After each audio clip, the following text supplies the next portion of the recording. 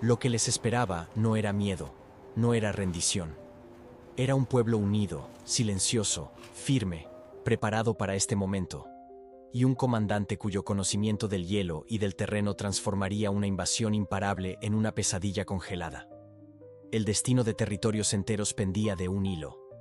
Hoy, descubrirás cómo un lago congelado se convirtió en el arma de destrucción masiva más letal de la historia medieval. 5 de abril de 1242. Inicio de la primavera en las tierras fronterizas entre Rusia y los territorios controlados por los cruzados.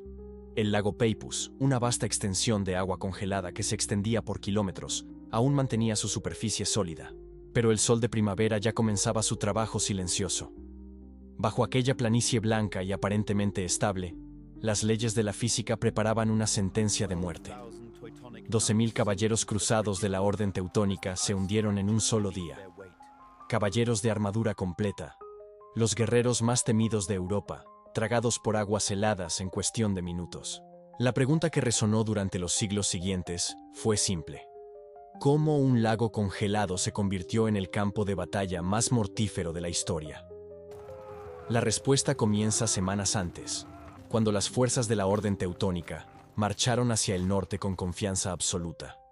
Esta no era una orden religiosa común, era una máquina militar profesional, entrenada desde la infancia para un propósito: conquista a través de la fuerza de caballería pesada. Cada caballero teutónico representaba años de entrenamiento intensivo, armadura de placas completas forjada por maestros herreros alemanes, y un caballo de guerra que valía más que una casa campesina entera. Tenían ímpetu. Territorios bálticos habían caído uno tras otro. Fortalezas que resistieron durante generaciones fueron arrasadas bajo el peso combinado de caballería blindada y asedios metódicos. La orden no solo conquistaba, arrasaba la resistencia como una avalancha de acero. Pero Alexander Nevsky, príncipe de Novgorod, no era un comandante común. A los 32 años, ya había enfrentado invasiones suecas y defendido territorios rusos contra fuerzas numéricamente superiores. Su reputación no se basaba en fuerza bruta, sino en algo mucho más peligroso: comprensión del terreno como una extensión de su propia estrategia. Las fuerzas rusas bajo su mando eran numéricamente inferiores. Menos caballeros, armaduras más ligeras, menos recursos. En el papel, era una derrota anunciada. La Orden Teutónica avanzaba con la certeza de quien ya había vencido antes de que la batalla comenzara. Armaduras que podían resistir flechas directas, caballos entrenados para cargar a través de líneas enemigas, formaciones que habían quebrado ejércitos enteros. Pero Nevsky entendía algo que los cruzados no podían ver.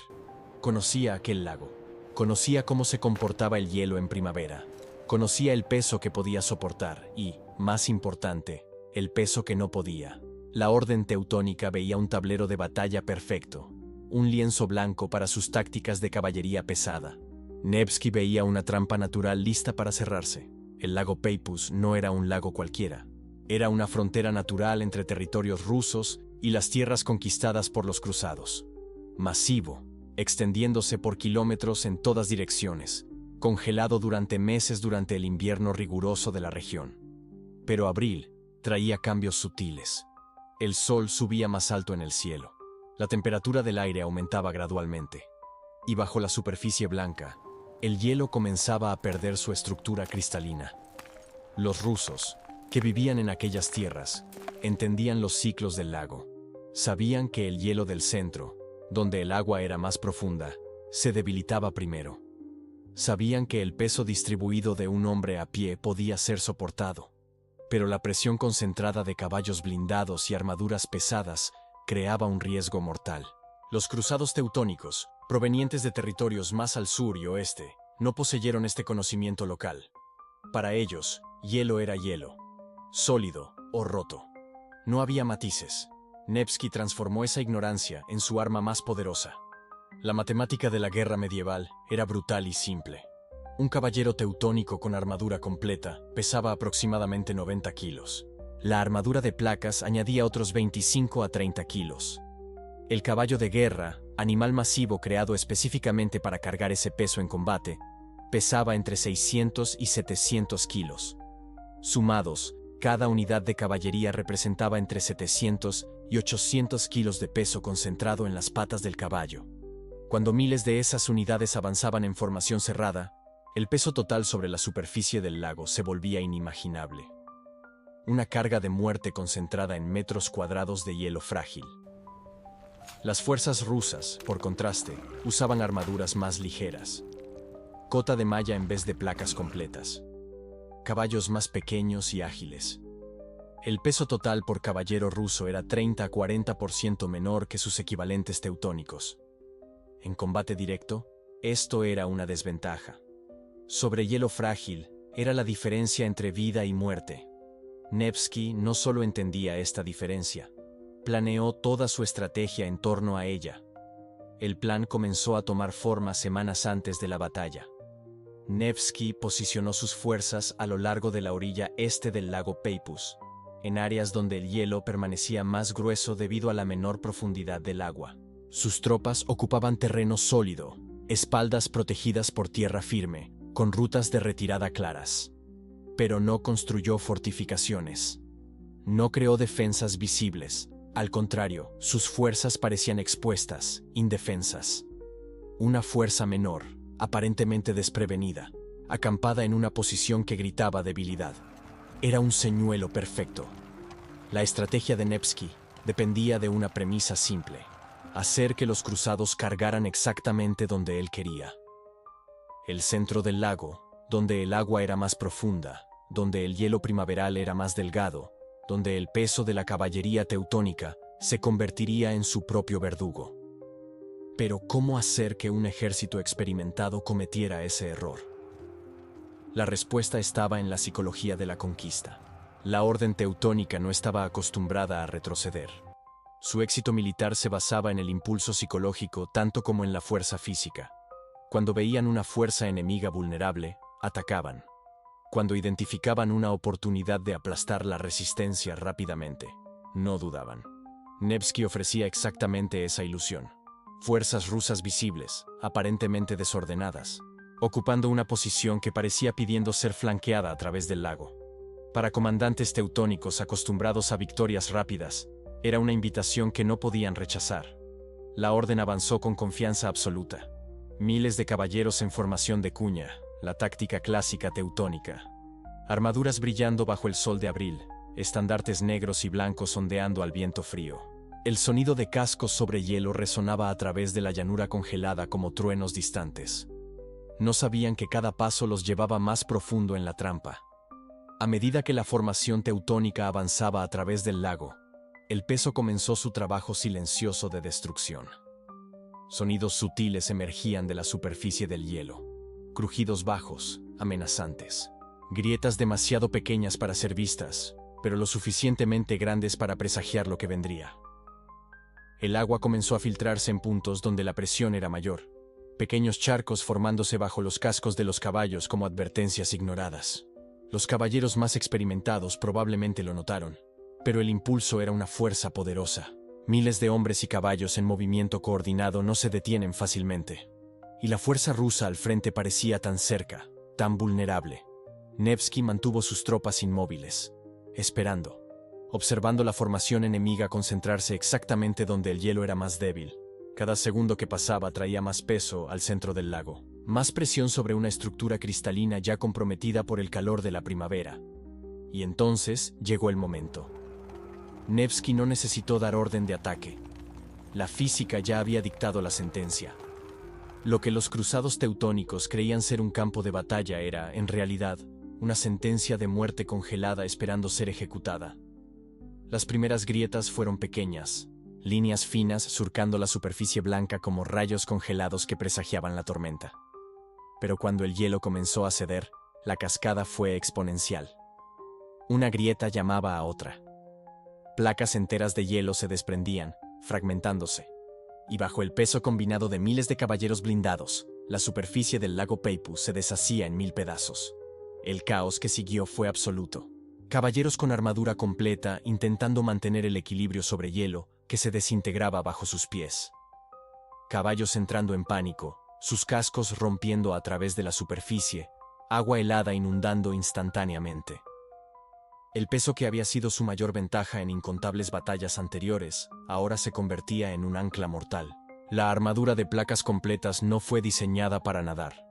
El acero protector que resistía espadas y flechas se convertía en un peso muerto en aguas congeladas.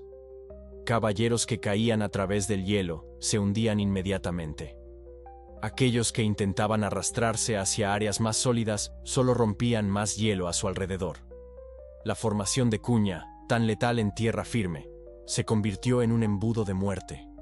Los caballeros en la vanguardia rompieron el hielo. Aquellos detrás, aún empujados por el ímpetu de la carga, se precipitaban directamente hacia el abismo de aguas negras y heladas. Y Alexander Nevsky observó mientras el lago hacía el trabajo que ningún ejército podría realizar. 12.000 de los mejores guerreros de Europa, ahogándose en aguas que apenas alcanzaban los 5 grados Celsius. Armaduras que tomaron meses en forjarse, arrastrando hombres al fondo de un lago que se convertiría en su tumba colectiva. Lo que los cruzados teutónicos pensaban ser un campo de batalla era, en realidad, una trampa. Y el comandante que habían subestimado había transformado la propia naturaleza en su arma más letal. La orden de Nevsky no era atacar, era retroceder. Las líneas rusas comenzaron a retirarse de la orilla este del lago, alejándose de los cruzados que avanzaban con banderas ondeando al viento helado. Los caballeros teutónicos interpretaron el movimiento exactamente como Nevsky quería que lo interpretaran, como una victoria. Las formaciones enemigas cedían terreno, y para un conquistador, eso solo podía significar una cosa. El pánico había vencido la resistencia rusa. Pero esta aparente derrota estaba haciendo exactamente lo que Nevsky había planeado desde el principio: controlar hacia dónde se movían los cruzados. Con cada metro que los rusos retrocedían hacia la costa este, los cruzados avanzaban más hacia el centro del lago. Miles de caballeros con armaduras completas, cada uno pesando entre 60 y 100 kilos, montados en caballos de guerra que pesaban fácilmente 400 kilos. Las formaciones se concentraban, compactándose mientras perseguían lo que creían ser un enemigo en fuga.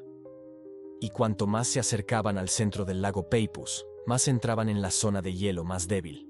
Era 5 de abril de 1242. La temperatura matutina ya había comenzado su ascenso inexorable. El sol primaveral brillaba sin piedad sobre la superficie blanca del lago, calentando lentamente capas de hielo que habían pasado meses formándose durante el invierno más riguroso. Pero ahora, a principios de primavera, esas capas blancas y aparentemente sólidas comenzaban a ceder bajo ese calor invisible. Los primeros signos eran casi imperceptibles. Un crujido aquí, una grieta allá, pequeños sonidos que se perdían en el ruido de las armaduras, de los caballos, de los gritos de guerra de los cruzados que creían estar a momentos de una victoria decisiva.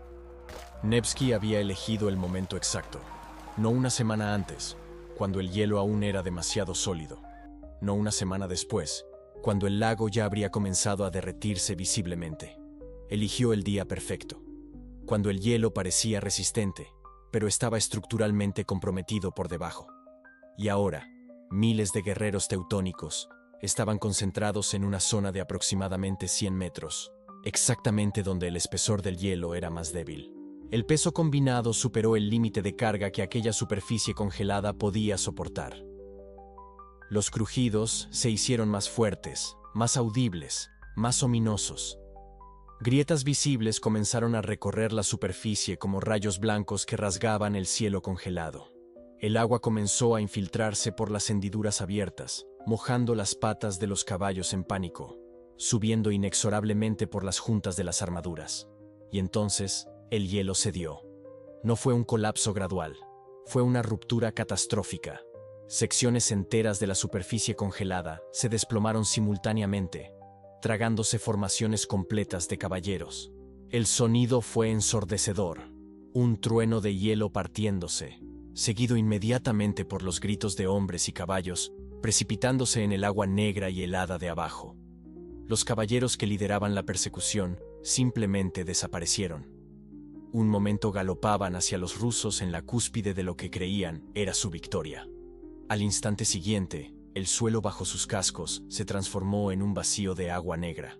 Las armaduras pesadas que los hacían invencibles en combate terrestre ahora se convirtieron en grilletes que los arrastraban despiadadamente al fondo del lago. 60 kilos de metal y cuero, 100 kilos en algunos casos. Todo diseñado para proteger contra espadas y lanzas, pero completamente inútil contra la física implacable del agua helada. Los hombres intentaron nadar, pero sus brazos apenas podían moverse dentro de las armaduras rígidas. El agua a 0 grados congeló músculos en segundos. Los caballos se debatían, pero el peso de los jinetes blindados los arrastraba hacia abajo junto con ellos. El lago Peipus devoraba miles de guerreros en minutos, transformando formaciones militares en tumbas congeladas. Y fue en ese momento de caos absoluto que la verdadera genialidad de Nevsky quedó clara. El hielo no había fallado por accidente. Nevsky había calculado exactamente dónde y cuándo cedería. Esto no era solo una batalla, era física aplicada como arma de guerra. Nevsky no había confiado en la suerte o en la providencia divina. Había estudiado el lago. Había observado el comportamiento del hielo durante años de inviernos rusos. Sabía que la zona central, donde el agua era más profunda y las corrientes más fuertes, siempre se derretía primero. Sabía que la temperatura de la primavera debilitaría el hielo lo suficiente para hacerlo mortal bajo peso concentrado, pero no lo suficiente para que los cruzados percibieran el peligro a tiempo. Y había hecho más que eso. Había creado las condiciones exactas para que los cruzados se colocaran, voluntariamente, en el lugar más peligroso posible. Pero el colapso inicial fue solo el comienzo de la catástrofe teutónica. El pánico se propagó más rápido que el fuego. Los caballeros que aún estaban sobre hielo sólido vieron desaparecer sus formaciones del frente e intentaron huir. Retrocedieron desesperadamente hacia la costa oeste, de donde habían venido. Pero cada movimiento desesperado creaba más presión sobre el hielo ya comprometido. Cada galope frenético, cada paso pesado, cada intento de escapar aceleraba la fragmentación en una cascada de muertes. Nuevos puntos de tensión se formaban bajo el caos. Más grietas se extendían como un virus de destrucción. Más secciones se desplomaban en el abismo. Cuanto más intentaban huir, más cedía el hielo bajo ellos. La huida se transformó en un efecto cascada de colapsos. Guerreros que habían sobrevivido al primer derrumbe ahora caían en el segundo, o en el tercero. Cada ola de pánico generaba una nueva ola de muertes. Los que lograron mantenerse en superficies sólidas enfrentaron un nuevo problema. Los rusos. Las fuerzas de Nevsky, que habían permanecido estratégicamente posicionadas en la costa este, donde el hielo era más grueso y estable, ahora avanzaban. Pero no con el peso que cargan los teutónicos. Los soldados rusos usaban equipamiento ligero, diseñado específicamente para movilidad en terreno helado. Sabían exactamente dónde pisar, dónde el hielo aún aguantaría bajo su peso, dónde era seguro perseguir sin caer. Y persiguieron sin piedad. Caballeros teutónicos exhaustos, empapados, traumatizados, fueron abatidos mientras intentaban alcanzar la orilla oeste. Otros fueron empujados deliberadamente de vuelta a zonas de hielo débil, donde desaparecieron en las aguas congeladas. La batalla que los cruzados creían haber ganado minutos antes se transformó en una masacre, y cada muerte revelaba otra capa de la estrategia de Nevsky. Porque la retirada rusa no había sido un acto de cobardía. Había sido la segunda capa de un plan de múltiples capas. Nevsky había posicionado a los cruzados con precisión quirúrgica, haciéndolos creer que estaban ganando mientras, en realidad, estaban caminando directo hacia una trampa mortal. La tercera capa, el timing de la batalla. Nevsky no había aceptado combate en enero, cuando los cruzados invadieron por primera vez territorio ruso. No había luchado en febrero, cuando el hielo estaba en el apogeo de su resistencia. Había esperado hasta principios de abril, el momento exacto en que la primavera debilitaba el hielo lo suficiente para convertirlo en un arma, pero no lo suficiente para alertar a los invasores. Y la cuarta capa, la distribución de fuerzas. Mientras los cruzados se aglomeraban en el centro del lago, concentrando todo su peso en un área mínima, las fuerzas rusas habían permanecido dispersas a lo largo de la costa, donde el hielo era más grueso porque estaba anclado a la tierra. Nunca corrieron el riesgo que corrieron los teutónicos, porque Nevsky nunca lo permitió. Esto no fue suerte, no fue providencia, no fue el destino favoreciendo a los rusos. Fue un comandante que entendió que la guerra no es solo sobre espadas y coraje, es sobre física, timing, psicología y el uso implacable de cada ventaja disponible. Nevsky no solo había ganado una batalla, había transformado el entorno en un arma. Había usado el propio peso de los cruzados contra ellos. Había hecho que la confianza de ellos en armaduras pesadas se convirtiera en su sentencia de muerte. Había transformado una ventaja militar en una vulnerabilidad fatal. Y cuando el silencio finalmente descendió sobre el lago Peipus, la magnitud del desastre teutónico era innegable. Las crónicas registran aproximadamente 12.000 muertos del lado de los cruzados. 12.000 caballeros, soldados, guerreros experimentados. Algunos se ahogaron en segundos, arrastrados al fondo por armaduras que no consiguieron quitarse a tiempo. Otros murieron lentamente, congelándose en el agua mientras intentaban desesperadamente alcanzar superficies sólidas.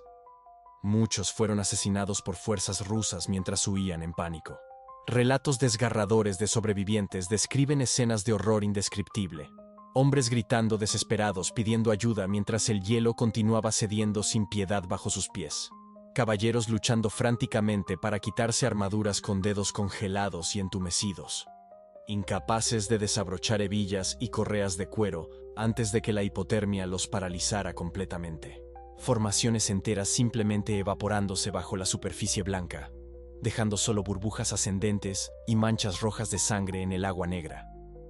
El peso emocional abrumador de lo que había sucedido comenzó a hundirse tan profundamente como los miles de cuerpos sin vida en el lago. Lo que había comenzado como una demostración pura de genialidad táctica, ahora se revelaba en toda su complejidad como una tragedia humana de escala masiva.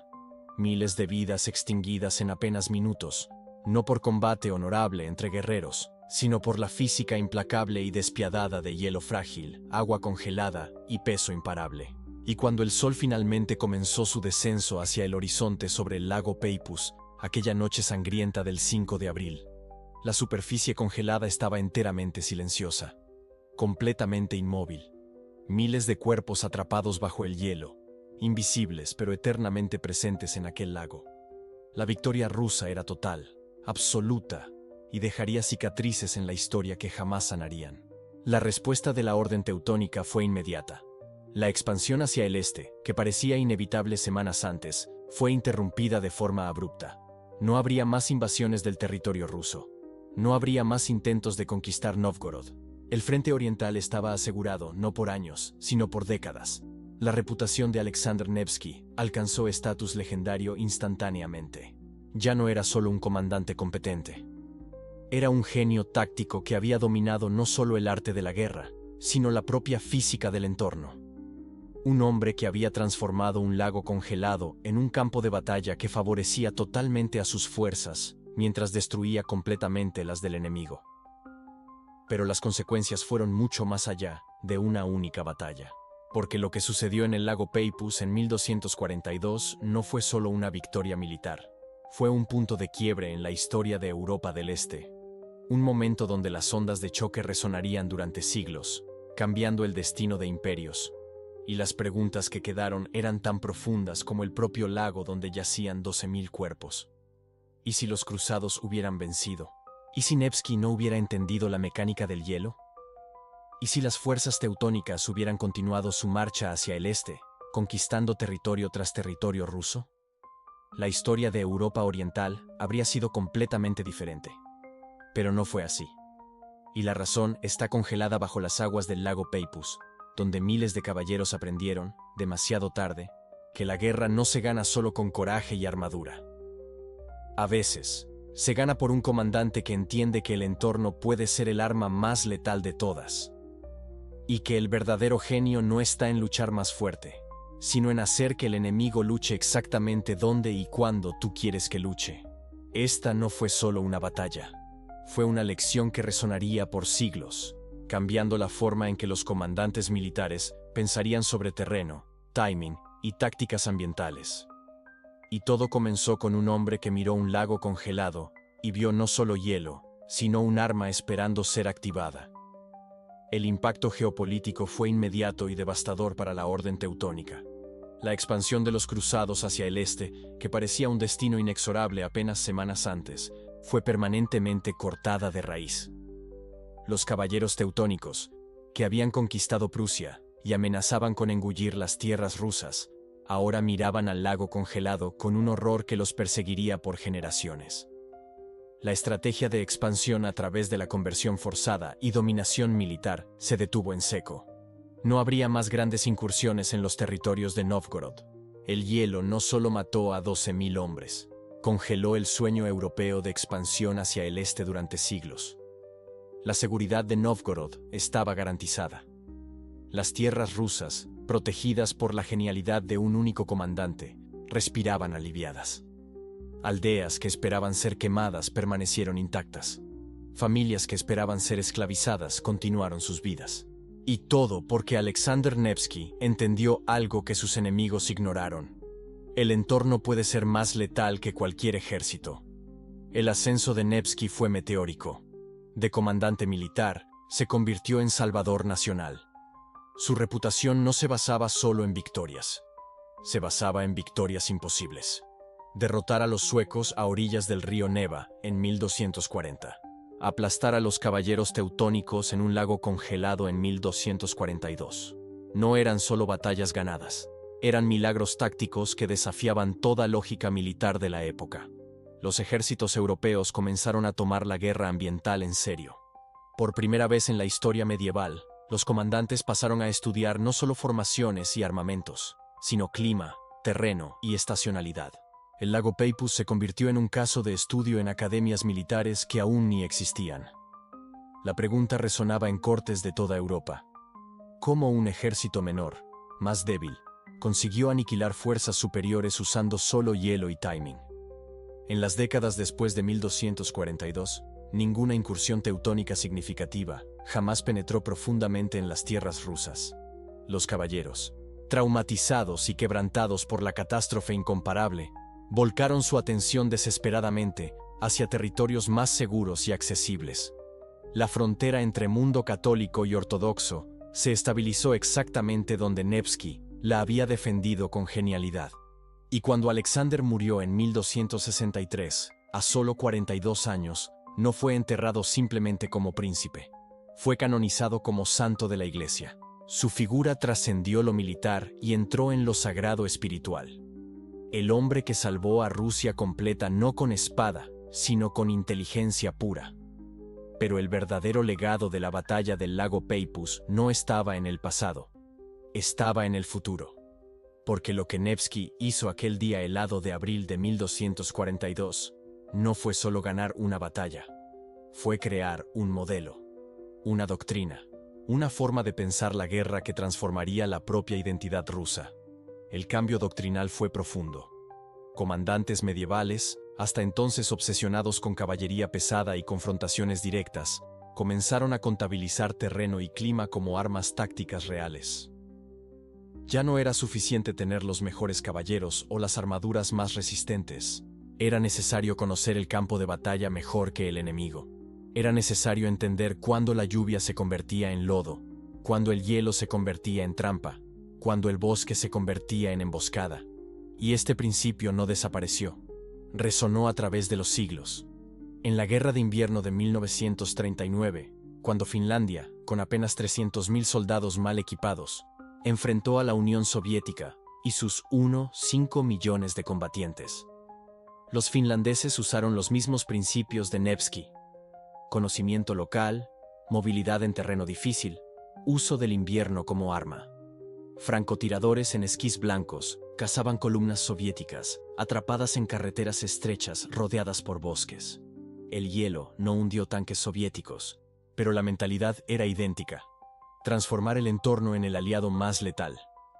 En la Segunda Guerra Mundial, cuando los alemanes avanzaron sobre Moscú y Stalingrado, encontraron el mismo enemigo que los teutónicos habían enfrentado siglos antes: el invierno ruso. Hitler, como los caballeros teutónicos, subestimó el poder del frío y pagó el mismo precio. Las ofensivas alemanas se detuvieron no solo por resistencia soviética, sino porque los tanques se congelaban, los soldados morían de hipotermia y el terreno se volvía intransitable. Nevsky no estaba allí, pero sus principios sí. El patrón era universal. Fuerzas menores usando conocimiento local contra invasores superiores. No era coincidencia. Era estrategia comprobada, repetida, validada por 700 años de historia. Vietnam lo haría contra Estados Unidos, usando bosques y túneles. Afganistán lo haría contra soviéticos y estadounidenses, usando montañas y clima extremo. Cada vez, la misma lección. Cuando conoces tu entorno mejor que el enemigo, multiplicas tu fuerza, y el lago Peipus se convirtió en el estudio de caso arquetípico, el ejemplo definitivo de entorno vence equipamiento. Academias militares modernas aún enseñan esta batalla, no por los detalles de formaciones medievales, sino por el principio eterno. Subestimar el terreno es subestimar la muerte. Pero aquí está la revelación que pocos perciben. La táctica de Nevsky no fue olvidada. Se convirtió en la estrategia defensiva estándar de Rusia. No fue un accidente histórico aislado. Fue la fundación de una doctrina militar que persiste hasta hoy. La idea de atraer invasores hacia el interior, estirarlos más allá de sus líneas de suministro y dejar que el invierno haga el trabajo pesado. Napoleón lo aprendió de la peor forma en 1812. Hitler lo aprendió en 1941, 1945. Y todo comenzó con un príncipe de 21 años que entendió física mejor que sus enemigos entendían guerra. Entonces, ¿cuáles son los principios reales que podemos extraer de esta batalla? ¿Las lecciones tácticas que trascienden épocas y tecnologías? Primero, conoce tu campo de batalla mejor que el enemigo. Nevsky no solo luchó en el lago Peipus, estudió el lago. Sabía cuándo el hielo era más delgado, sabía dónde la profundidad cambiaba. Sabía que caballería pesada crearía presión concentrada. Sus enemigos veían un lago congelado. Él veía una trampa mortal esperando ser activada. La diferencia entre victoria y derrota estaba en centímetros de espesor de hielo y horas de tiempo de deshielo. Segundo, transforma tu debilidad en la vulnerabilidad de ellos. Nevsky tenía armadura más ligera. Eso debería ser una desventaja. Pero en el hielo, se convirtió en ventaja. Sus soldados distribuían el peso mejor. Se movían con más agilidad. Mientras caballeros teutónicos se hundían, rusos danzaban sobre la superficie congelada. Lo que parecía inferioridad material se convirtió en superioridad táctica. No se trata de tener los mejores recursos, se trata de usar tus recursos mejor que el enemigo usa los suyos.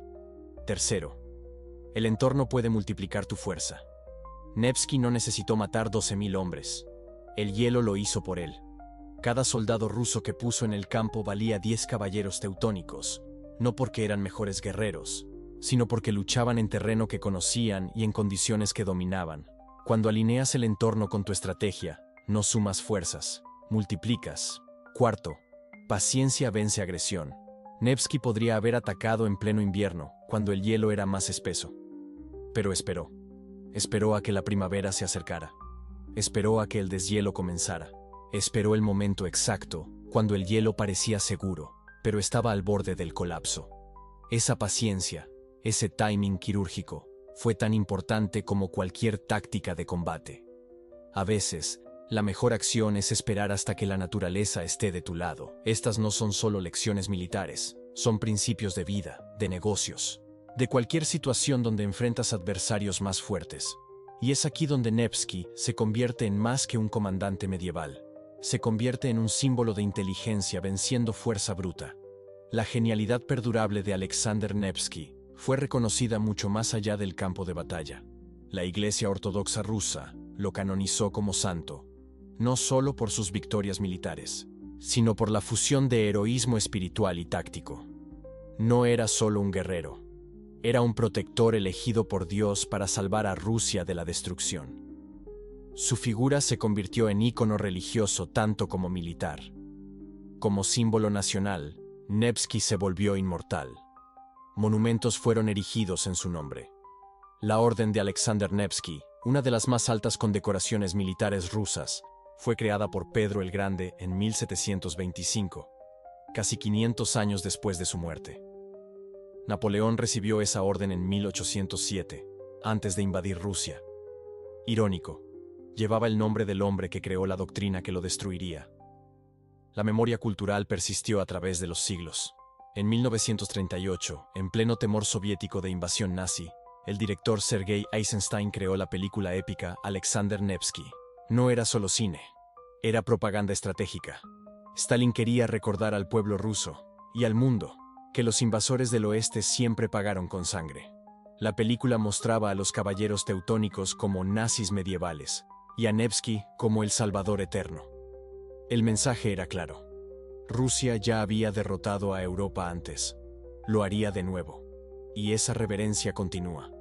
En 2008, una encuesta nacional rusa eligió a Alexander Nevsky como el ruso más grande de todos los tiempos. No Lenin, no Stalin, no Pedro el Grande, un príncipe medieval que entendió el hielo. Esto muestra el poder perdurable de su leyenda. La idea de que un hombre con inteligencia y coraje puede salvar a una nación entera. El reconocimiento final es simple y poético. El príncipe que salvó a Rusia entendiendo el hielo. No con el ejército más grande, no con la mejor tecnología, sino con conocimiento, con paciencia, con genialidad táctica que transformó la física en arma. Y ahora, volvamos al lago. Imagina la escena hoy. El lago Peipus todavía se congela cada invierno, todavía se descongela cada primavera, pero ahora es pacífico. Pescadores caminan sobre el mismo hielo que engulló a caballeros blindados. Turistas visitan el lugar donde 12.000 hombres murieron en minutos. El lago no recuerda, pero la historia recuerda. Porque aquel hielo, en aquella primavera sangrienta de 1242, no fue solo hielo congelado. Fue la tumba de un imperio. Fue el nacimiento de una doctrina militar que gobernaría siglos. Fue la prueba definitiva de que el conocimiento local, el verdadero conocimiento territorial, vence absolutamente al poder global. Y cada primavera, cuando comienza el deshielo, el lago Peipus susurra la misma lección eterna. Subestima el entorno, y se convertirá en tu verdugo más letal. Entonces, ¿qué nos enseña realmente esta batalla? ¿Cuál es el mensaje central que trasciende armaduras y caballerías medievales?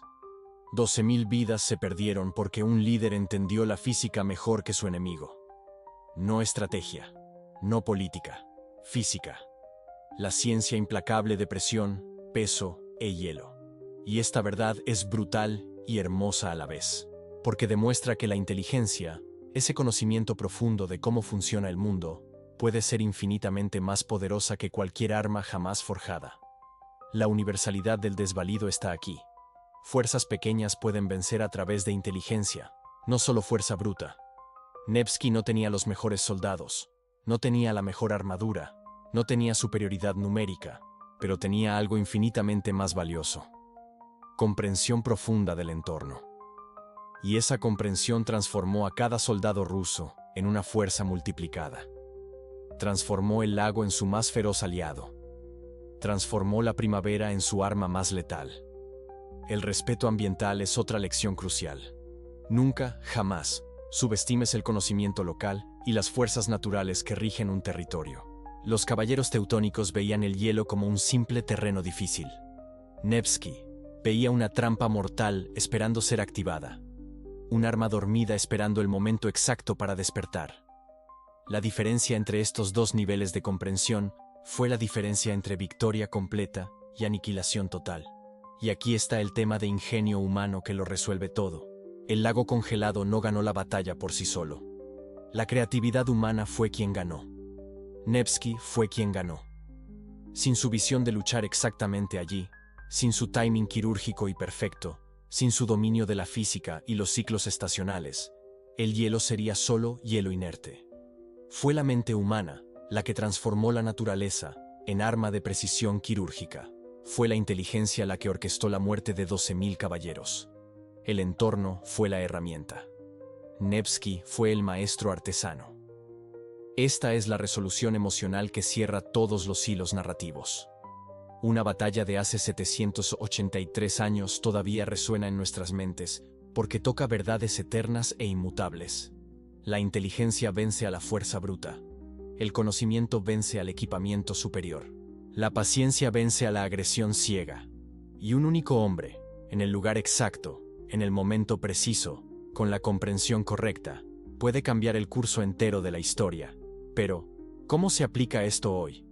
¿Cómo se conecta una batalla medieval con tu vida en 2025? Piensa en negocios. Estás enfrentando a un competidor más grande, con más recursos, más capital, más alcance global.